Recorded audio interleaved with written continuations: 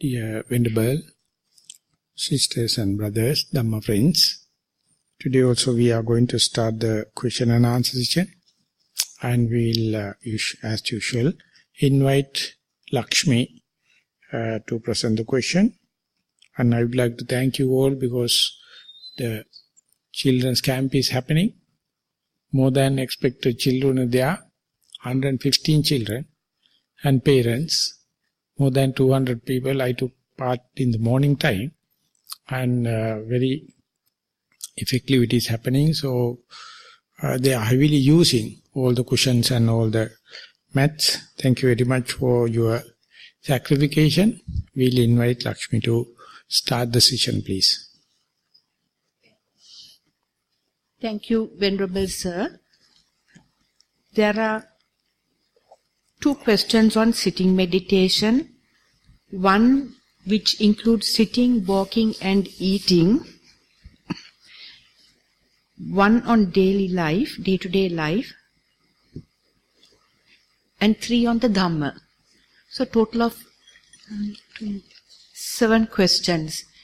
There are 2 other questions, Venerable Sir, that for various reasons we will not be putting forward. Okay. Report on sitting meditation. Most Venerable Bhante, primary object is the in-breath and out-breath.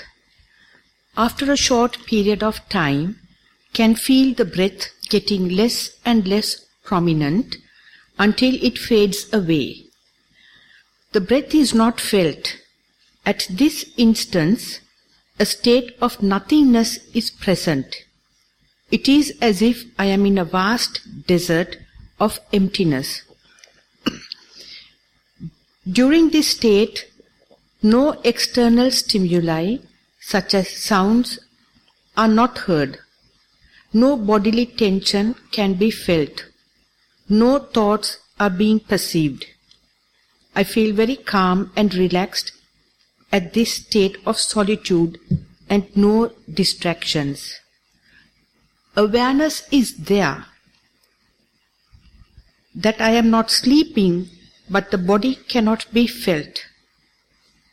This state of tranquility can be maintained for about 20 to 30 minutes, after which primary object becomes prominent, only to fade away again. The repetitive cycle has been the experience continuously throughout this retreat. As per your guidance, repetitive application and making no assumptions is maintained. I let mindfulness take its own path as a mere observer. Appreciate your valued discussion and also how to maintain the state in day-to-day activities as well, with metta. The presentation is clear. So when and where that nothingness and again some object and again nothingness, again object, is the utter meaning of cause and effect. It's happening its own accord. You have no saying, you have no will, you have no volitional. You can observe. At the time observe, object arises in terms of thoughts, pains, feelings, your being present, your primary object, and they arise and then disappear. So, if you have equipoised mind, or prepared mind for have and have not, then you have no question, no complaint. You can just see as if you are sitting by a river and see water flowing. Many things are floating, many things are flowing, so you are dry. You are not smeared with, you are not wet.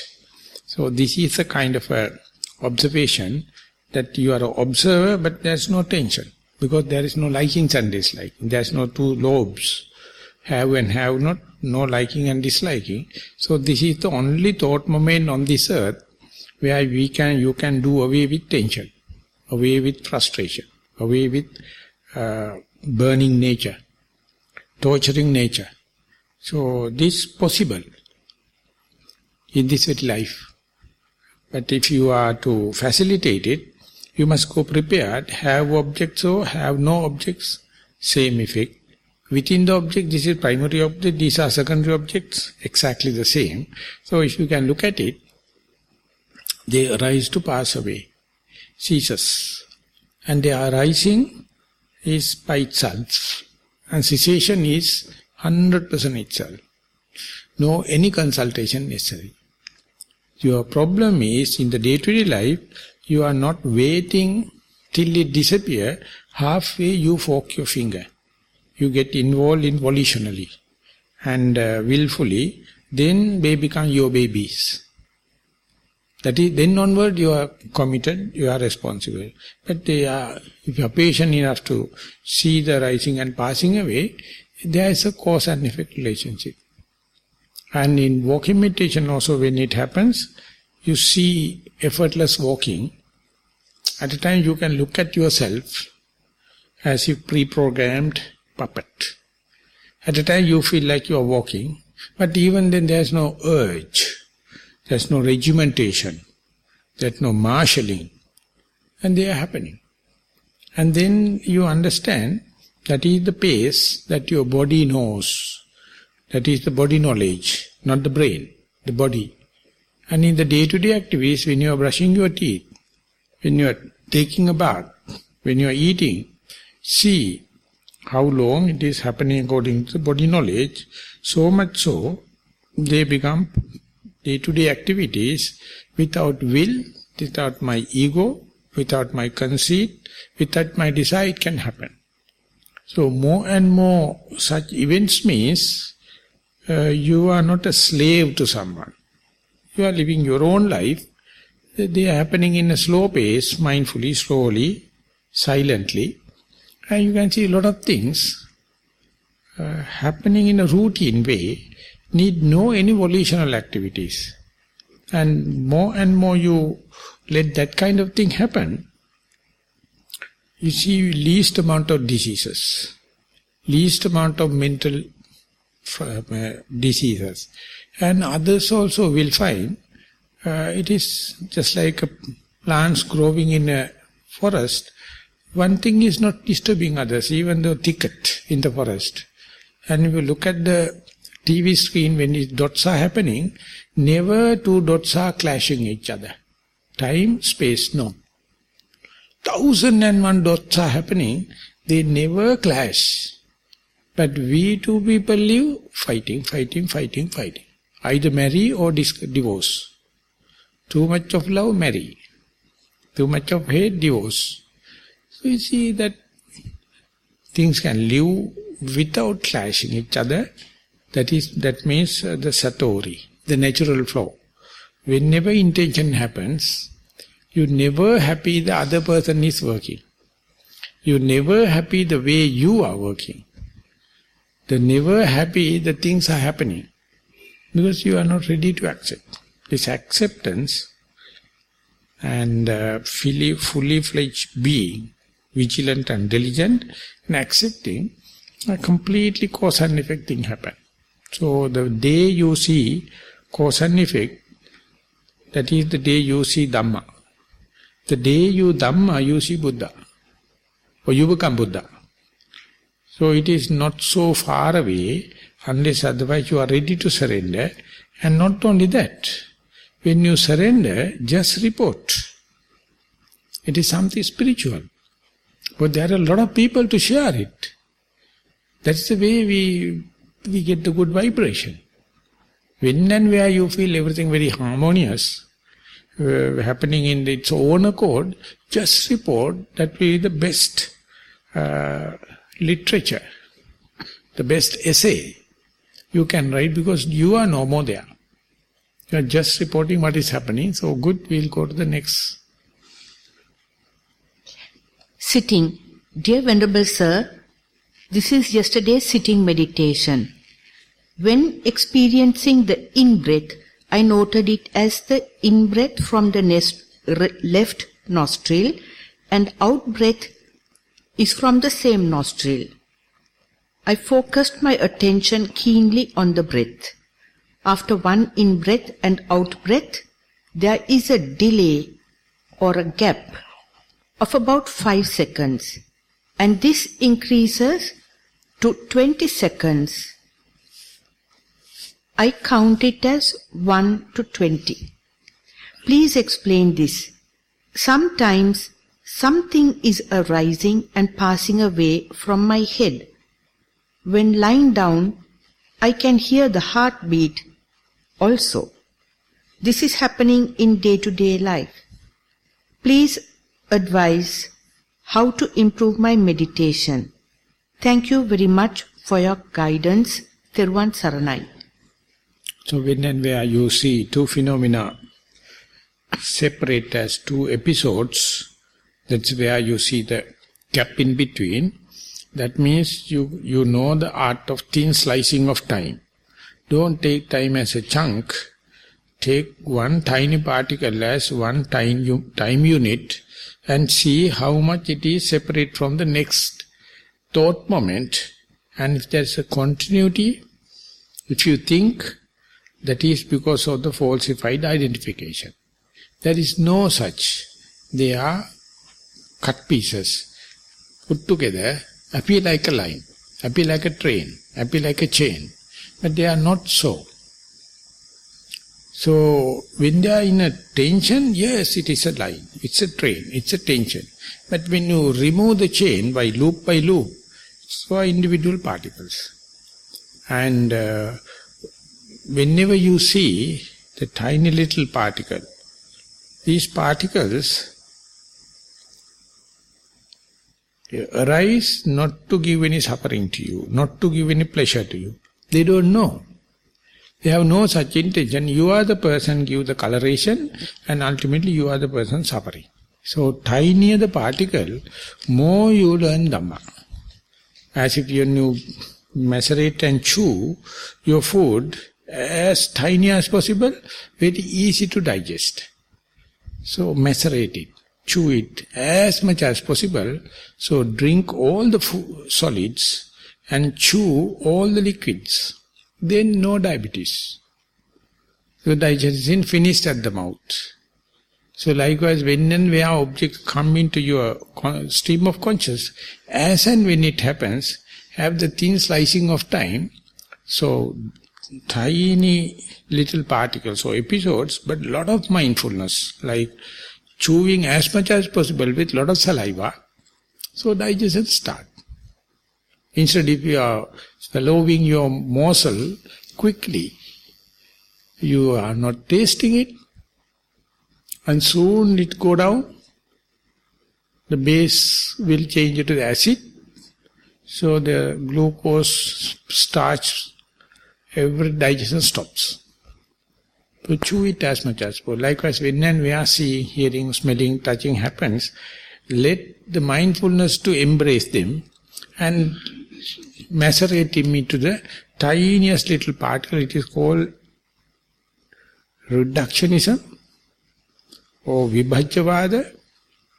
Instead of take the whole lump, cut as small possible as possible, that is to delimit them, discriminate them, and you find nothing is troublesome. When they agglomerate only, with all the kind of unbearability, excruciation and uncontrollability happens. So you must know, less the amount of input of object happen, more the mindfulness. That is why I go slowly, mindfully, silently. So then you can, everything is digestible. Everything is Dhamma.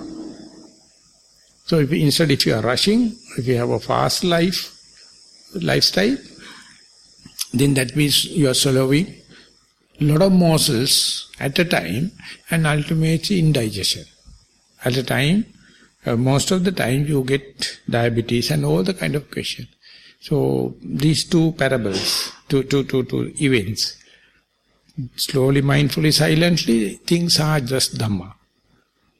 If you are going to have a lot of objects and with least amount of mindfulness, asking for trouble. So likewise, eat slowly, each and every morsel well chewed, and drink the solid. And even you are drinking a fruit juice, chew it, so that more saliva will come. Ultimately you find the nutritional part will be well absorbed. So this is the way, by thin slicing of time, but it is not a lesson for a beginner. Beginner is just understanding the bare attention. Some or the other, when the bare attention becomes established, bare attention becomes continuous or sustainable mindfulness, then only you can see, keep the mindfulness very immediate with the object, close with the object, then you can see amplification and expansion, and you see everything is nothing but small particles. And when it happens, it is irrelevant whether you are sitting or walking or day-to-day activities. Once you see, later you can't help but see. Oh, this is a good thing, and continue it, facilitate it. Ultimately you may find that is your real home. That giving signals and outside this whole,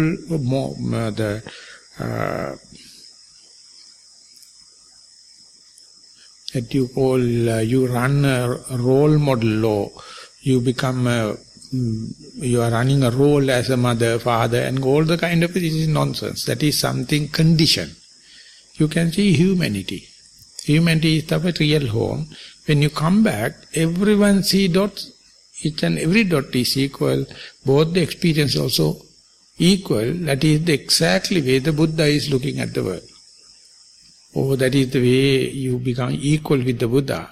If you wish, whenever that happens, keep as long as possible as if you are associating Dhamma, associating Buddha.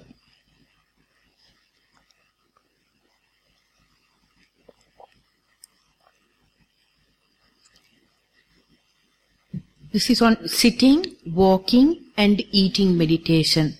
Most Venerable Bhante, Triple Gem Bless. Sitting meditation. When I observe the in-breath and the out-breath at my nostrils, I notice A. their changing features, B. impermanency, and C. the painfulness of the whole respiratory process related to the respiratory system with the movements of them. Once I noticed in the right side of my head is numb when doing both walking and sitting meditation.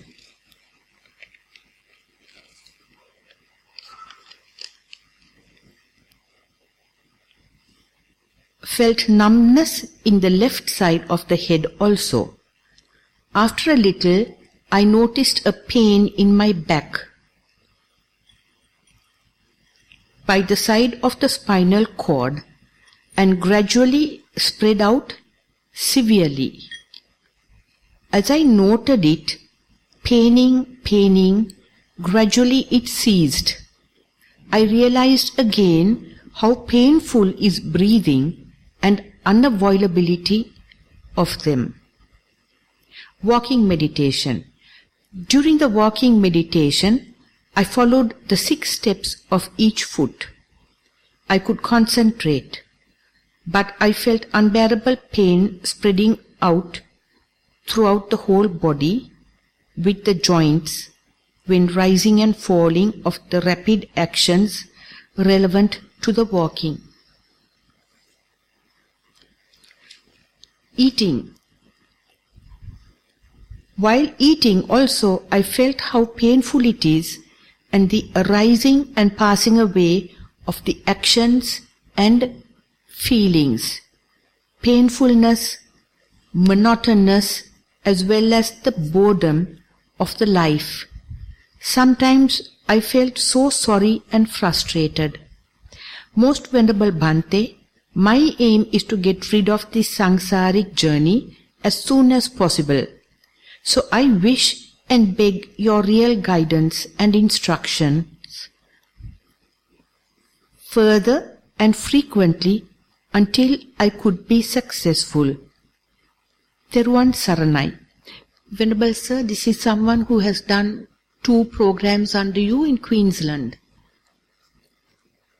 It was part of the question, I deleted it, but I think it was important to her that it was mentioned. Okay, whatever may be that whenever you face to face with the phenomena, sitting, walking, day to day, whatever may be, the irritation is unavoidable. This is like whatever the machine it is working, the wear and tear is there. The heat and the friction is there. There's no machine on the earth 0% efficient, friction and 100% efficient. Likewise, life is an aberration. Life is a friction. And that friction is what you call the truth of suffering. So when and where it happens, we think there may be an easy way to get rid of. Or expecting 100% efficient machine. No friction, no wear and tear, no aberration. There is no such. More and more you look into each and every action, each and every thought, each and every word is a vibration. It's a friction. So if you can live with this friction whole day, you are enlightened. You are nothing to punish people, they are utterly in a punishment. There is no hell, you are in a hellish fire. But your bad thing is you think we can avoid it. We can have escapism, we think the other person is better than me, so therefore why not I? So therefore you fail to understand this friction, but that friction is not unbearable, not excruciating. So therefore the day you become humble, the day you become honest, you find a friction. Friction is an indication that you are mindful. Friction is aberration, but understanding that I am mindful is a reason to be glad. So which one you are selecting? The moment you understand how to make gladness out of this friction, that is you are utterly living 100%. But if you think the omnipotent, omnipresent God will come and the Buddha, the Maitreya will release it, and there may be a world, there is no friction, no gravitational force, and we are floating like, that is what you call daydreaming, fantasizing. So this friction is inherent in the life. So therefore, Venerable Sariputta gives 4 features to understand or to demarcate the truth of suffering. The burning nature, the torturing nature, and its facet is always changing. The friction is always changing. It is like a boiling water. And it is then and there arising. Pilanatto, santapanatto, viparinamatto, sankatatto. So as far as you know it, that is what you call the truth of suffering. If you are trying to avoid it, then you have to say sorry. Sorry.com. Everyone thinks that why should I have that kind of a friction? I am so and so. Can I have without that? It's as in asking water without its fluidity. If someone is asking, can I have a little bit water without fluidity? Can I have some fire without heat? So that is the human mind. They are asking water without fluidity. Water means fluidity. Life means suffering. So the Buddha says, dukkhi loko patithito, whole world is rest upon suffering. So if you expect the world, expect suffering. So more and more understanding this suffering is suffering or not, it's a philosophical question. Be with that suffering and understanding suffering is a suffering, that is what the fool. But someone says, no, understanding suffering is the biggest gladness on the earth, that is called Buddha. Therefore the Buddha says, I am not telling that the world is not suffering, it's a suffering, the throughout suffering. But understanding that is the first noble truth. That's the biggest gladness in a human mind. So, are we ready to see this suffering, and that I am mindful, I am awake, I am diligent, I am vigilant, and it's a result of my meditation. It is not a punishment. So therefore I consider it as an endowment, ever happy as far as you are mindful, as far as you have this aberration. So that is the way you must be prepared, your mindset. That is called Samma Ditthi, the correct view. And then all your thinking will be Samma Sankappa. You will never wish suffering to another being. Just being is a suffering. You never think about killing. You never think about torturing someone. It's useless. It is adding more and more suffering to you than the person you are aiming. So therefore some Kama Vitakka, Vihinsa Vitakka, Vyapada Vitakka, this is inefficient. No merits. Instead of renunciation, mind the loving kindness and compassion. So you are in loving kindness, you are in compassion, you are renouncing the word. In order that the example is phenomena is the same. How do you relate yourself to the phenomena is the thing that I am talking about. This aberration is an utter clear sign of truth of suffering under your very nose. As far as you are trying to escape it, you are a fool, idiot. That is what you call the ignorance. That's what you call the darkness. The moment you accept it, you are a hero, not heroic energy, you are a hero. You understand it is easy to put up with. Throughout the life you know it. So that means throughout the life you are living. So therefore, good, thank you for the presentation. And not making any complaint about that. That's all the second thank. And please endure it your whole 24 hours. 7 days a week. 30 days per month. 365 days per year. When you are enlightened. You realize the first truth of suffering. So may you all realize the truth of suffering. We go to the next question. Thank you, sir. This is on day-to-day life. Most Venerable Bhante, I listened to many Dhamma sermons of yours in Dhammajiva.org website. When I listen to those, I fully understand what you are explaining. After listening to the sermons in this retreat, I have a fair knowledge of what is called Kama, Bhava and Vibhava Tanha. Problem with me is in another 3 weeks or so after listening to a different sermon of yours, I tend to forget what I learned as Kama, Bhava and Vibhava Tanha. Is it because of old age? I can still remember most of the lessons I learnt in school. I am in my mid-50s. Appreciate your thoughts and guidance to overcome this. May you achieve your spiritual goals in this life itself. Whatever the sermon you are going to forget, you will never forget Kama Tanha. It's always present. So the day you forget about the Kama Tanha, then you are winning. But it never leaves you. So therefore, leave the sermon aside, be alert to the Kama Tanha. Be alert to the Bhava Tanha and Vibhava Tanha. That's also there may be a day, they are also gone. That day you will be so desperate, you may be so unhappy, because that familiar Kama Tanha is not there. Your proximate friend. And Bhava Tanha is not there. And Vibhava Tanha is not there, you will go and commit suicide. No purpose then onward, no, the motivation then onward. Your whole motivation, whole creativity, whole productivity is nothing but Kama Tanha, Bhava Tanha, Vibhava Tanha.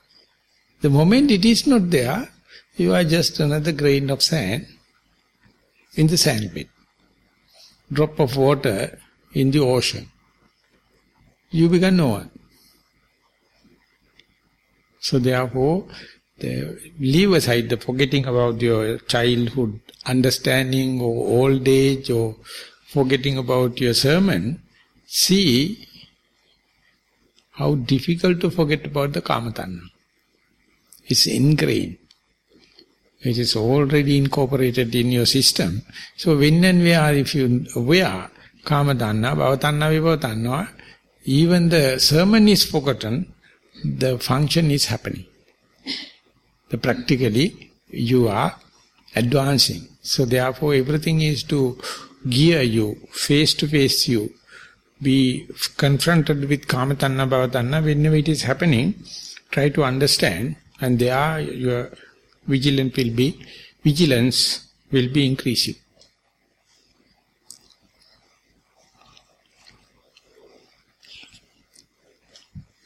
Dhamma question. Based on your talk given yesterday, Venerable Bhante, yesterday you said that metta is shadowed by lust. Does this mean that during meditation of loving kindness, I may be unknowingly facilitating feelings of lust? 2. According to the Pottapada Sutra, Bhava Tanha replaces Kama Tanha. Does this mean they cannot be present simultaneously? Thank you for your patience and valuable guidance. Much merit to you.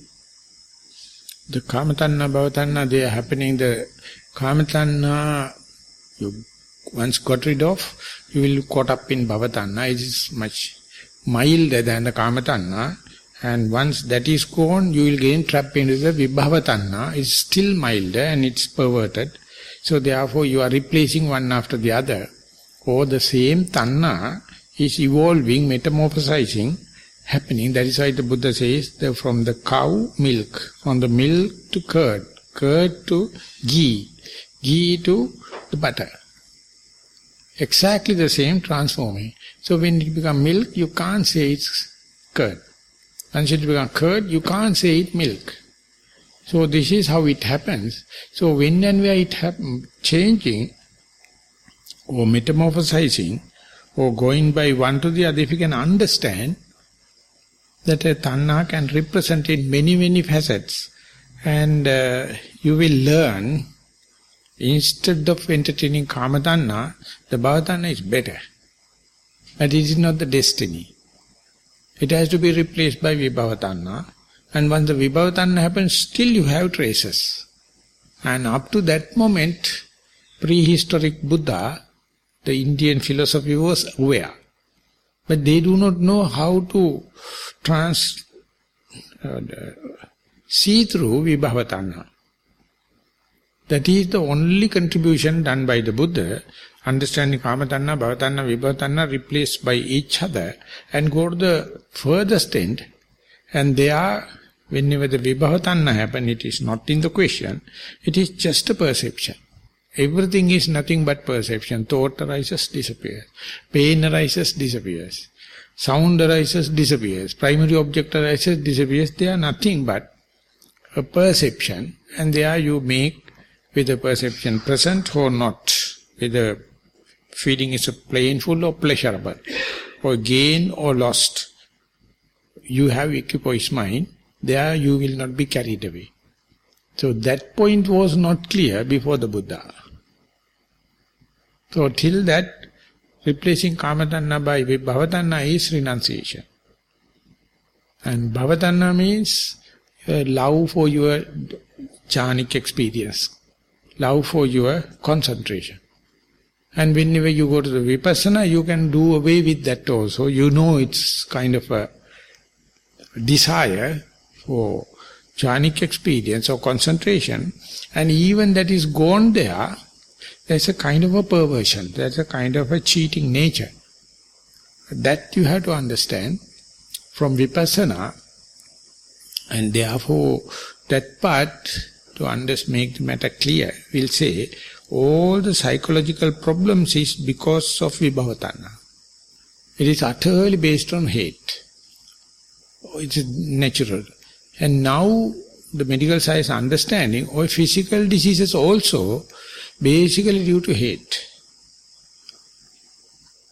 So therefore, when and where you love your body and experience and be happy with here and now, that's a physical and mental medicine. But sorry enough, you never believe. You think there's a chemical or there's a kind of a magic or there's a kind of a psychiatric counseling and this and that can heal you. That means outside can heal you. That's the mind you become eccentric. Nothing outside. So therefore all the time bless yourself. Here now I am happy. Each and every step you keep is happiness. It's like the Prince Siddhartha is walking upon the lotus. 7 stages. So each and every time if you are loving yourself, your life is momentary.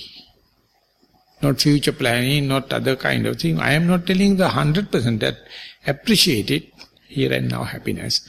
Then you can replace Kama Tanha, Bhava Tanha, Vibhava Tanha, and even then not to attach into that. So therefore, when you are practicing, you have all the 3 facets. So that means it is not a hard and fast unit. It's a separated particles. So once it is separated, you can kill it, you can finish it, you can avoid it, you can get rid of it.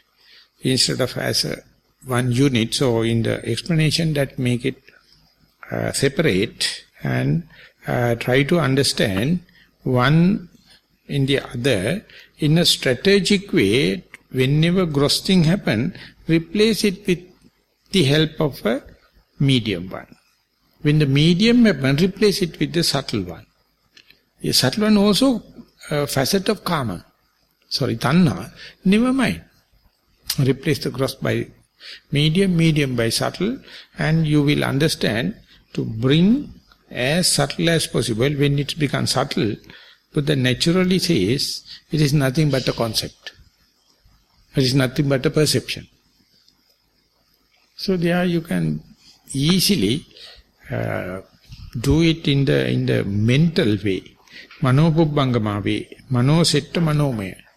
It is no more physical fighting, no more sweating, no more regimenting. It's a mind. So up to that moment, meditation will help, and then you have to apply it, and that is how even the question is not addressing to the Vibhava Tanha. You have to go to that in order to get to Kama Tanha and Bhava Tanha, and even then the game is not finished. You have to see everything is mind-made. Would you mind to repeat the first part of that question?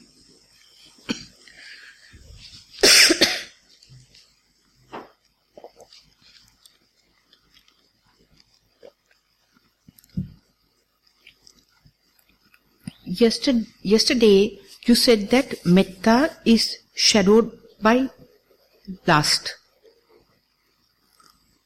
Does this mean that during meditation of loving kindness, I may be unknowingly facilitating feelings of lust? Yeah, so when I was in Panditarama, after 18 months throughout, I was blackguarded and blamed and given a full punishment. And after a while, occasionally Sayadaw called me for translations.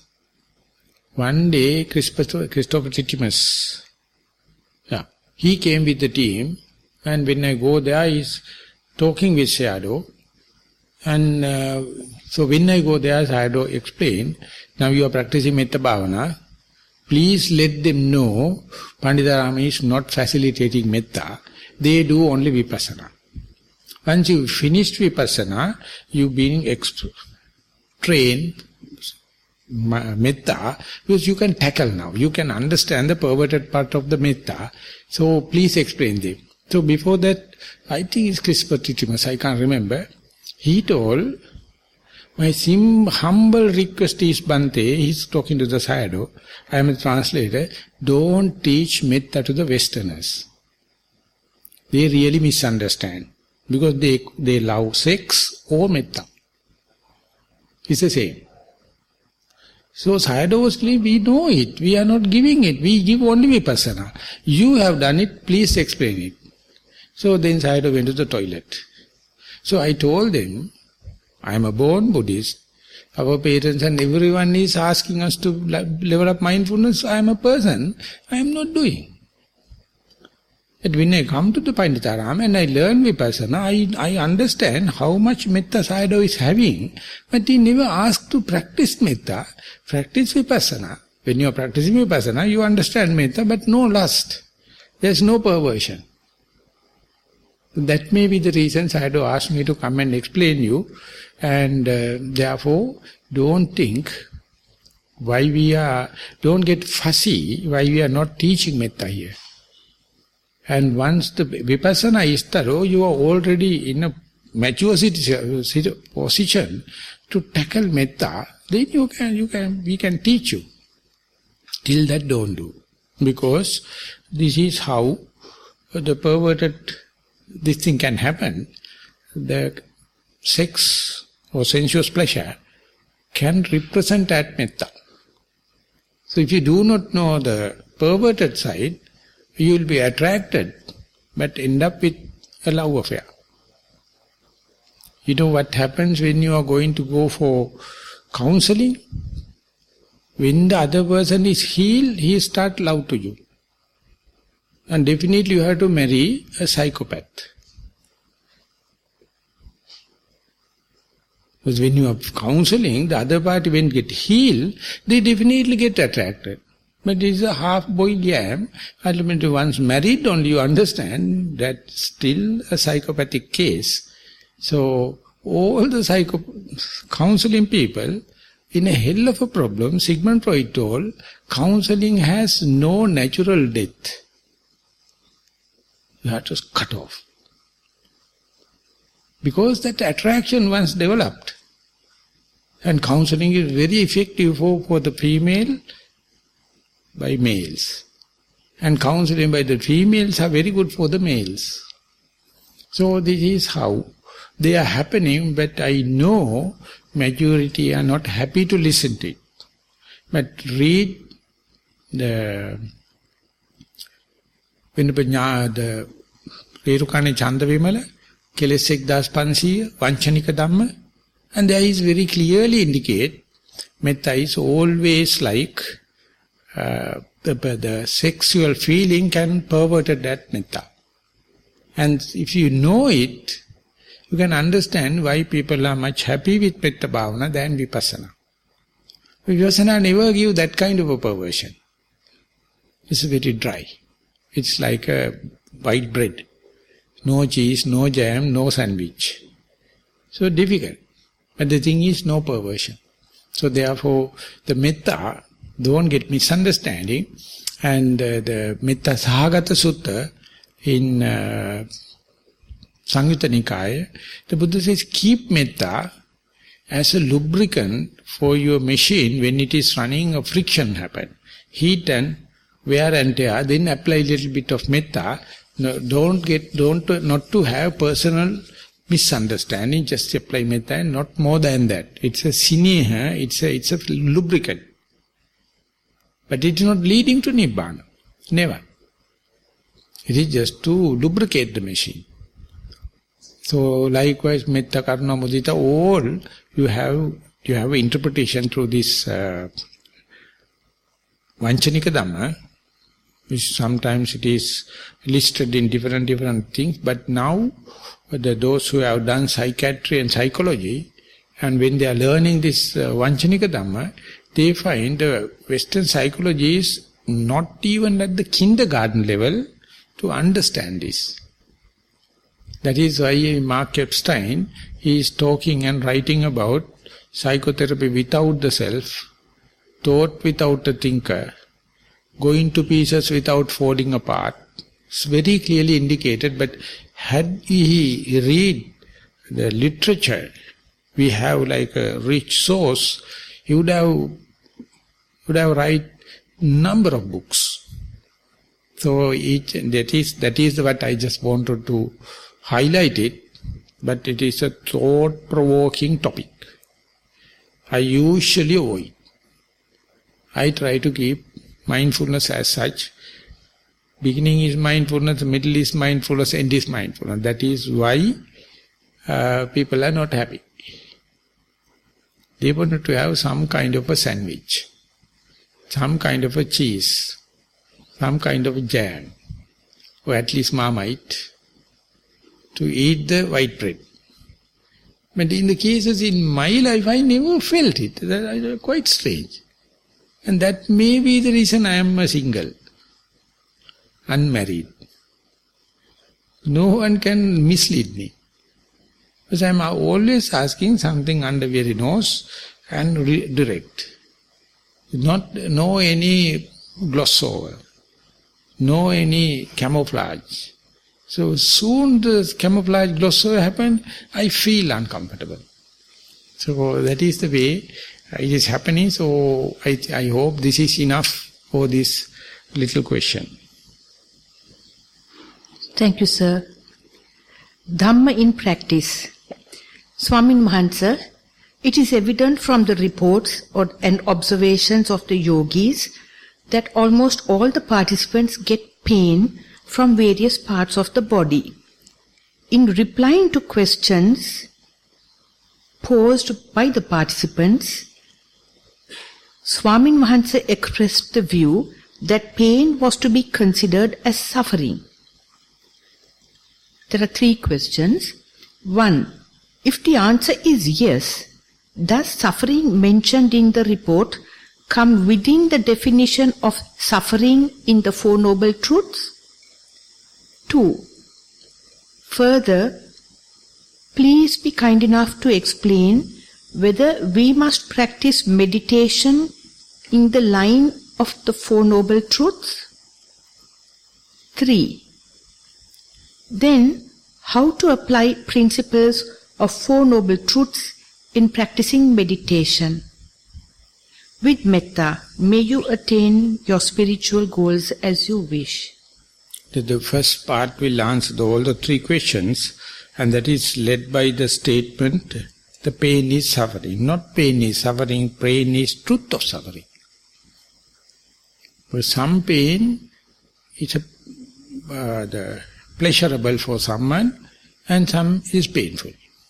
The same pain or same feeling, pain is somewhat colored term, feeling, someone considers as pleasurable, someone is not. So therefore, if you get the feeling, your adjective, it is a pleasure or pain, it's up to you. It says that if you are the queen, the chieftain of the harem, and if you get pregnant, it's a very pleasant, because now the king consider you as the chief, and because you are bearing the next generation of the king, so you will get very happy. But if the prostitute get pregnant, she is quite unhappy, because his shape goes, and females are not happy with the pregnant woman. So they are not happy. That very conceit is good for a queen, but not the prostitute. And you see the labor pain. The labor pain of the queen is a blessing. The labor pain and everything, and the baby born to the prostitute, she is immediately killed. Because that is none of her business, it is bad for her. So therefore, the different feelings give different kind of adjectives. It depends upon you. The example given is in the commentary. And whenever you feel pain, so that means it's a truth of suffering. Life means a pain. Whatever the method you are doing, whatever the escapism you do, pain. So understanding life is pain is life, that is a truth. That's a universal truth. Instead of escapism, then you be ready to accept. Then if you are ready to accept the Four Noble Truths, then you are practicing according to the Four Noble Truths. So therefore your relationship with your pain indicate how mature you are. Not only in meditation, in any profession. If you can put up with a lot of pain, you can control a lot of people. You'll be a leading CEO or untouchable, they call. CEOs are called, known as untouchables. No one can tackle. Wall Street CEOs are called as untouchables, and in India we have that very low caste people, they also known as untouchables. Harijana. So that bloody fellow is also called. You don't feel anything about whatever the suffering you have, so because they are the cause of suffering. So likewise, whenever you understand the feelings of pain pertaining to your life, that is the truth of suffering. That's the first thing the Buddha is telling. That is why all the other religions promise you this happiness, that happiness. So all the psychopaths are attracted to other religion. But they are not attracted to Buddhism because first and foremost is truth of suffering. No advertisement, no gloss over. Truth of suffering. And if you go and see, the person talk about truth of suffering, very beautiful figure, is a Superman. But all the others are talking about suffering, they are crucified in the cross, or having weapons, or living with animals. They are living with all the kind of dirty things when you go to the other religious places.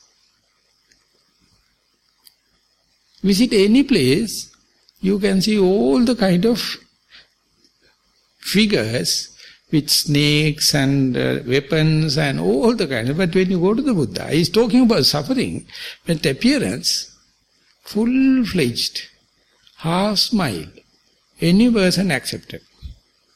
So that is the way, this is their common sense. So put up with your own pain. Don't suffering to someone pain, don't expect it. Whatever it is happening in Sinhala we call Pamini Duk Panitasai. There is no such a saying on any other language. Whatever the pain coming along your way is sweet. So only two things happen then. No complaint, no demand. Anything happen valid. So I don't think it is negative, I don't think it is nihilistic, it is pragmatic.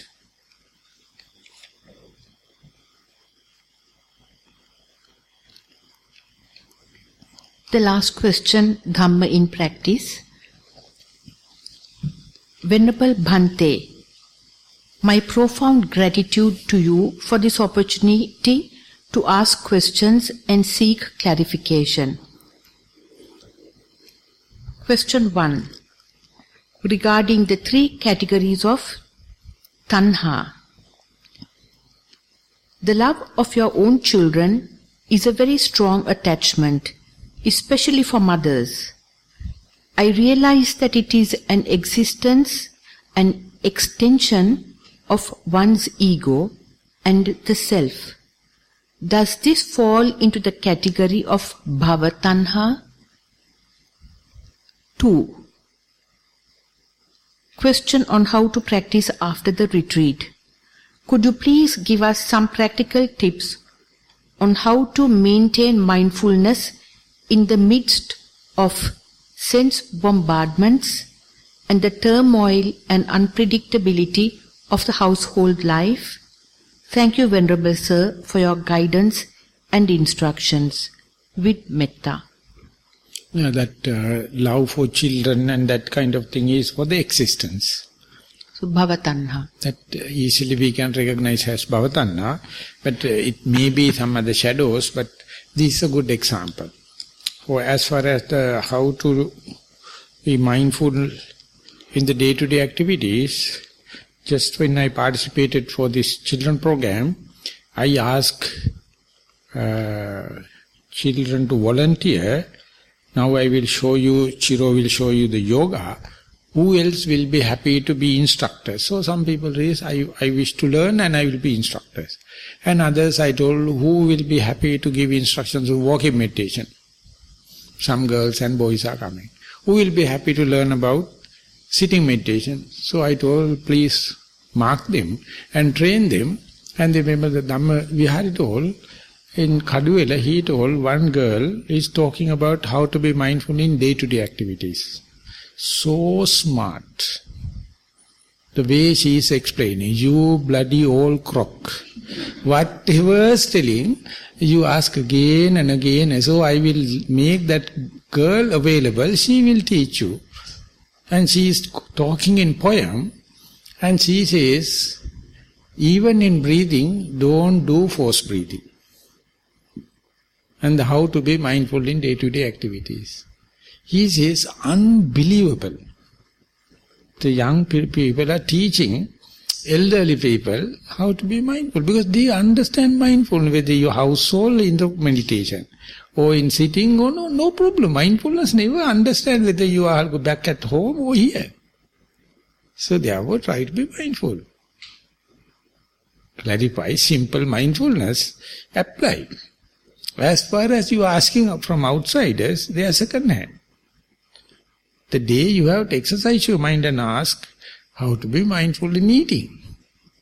Whether you are eating downstairs or back at your home, exactly the same. So therefore, I will make some more video clips and put into the Satipasala, and one day the children will lead you. I am too old. I'm always find fault with the old crock. But giving a child a chance, it is marvelous. The way they are teaching, way they are presenting themselves, and way they are volunteering themselves, it's really, really rejuvenating. So don't consider meditation center and the house as two different things. That is the bloody function of your consciousness. Don't let the consciousness to take you for a ride. Each and every thought moment, here you are, here I am. It never recognizes time and space. So here, try to understand the mere mindfulness. Mindfulness is beyond time and space. And apply in everywhere. That is the way you make it sustainable or persistent. Mindfulness, so you have to think ways and means. For children we have made how to eat, how to take a bath, how to brush your teeth, and so much of clips we have prepared, and it is in English. So if you visit www.satipasala.org, you may see these clips. And don't think it is meant for children, it's equally valid for the elderly also. But I hope you may decide, you may create ways and means, and that will be more applicable than asking from children or asking from Venerable Dhammajiva.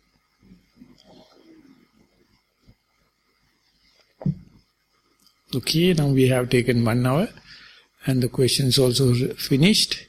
So we are going to take time for a walking meditation, and we'll be meeting here again at about 3 o'clock for a group sitting. Thank you very much for the participation.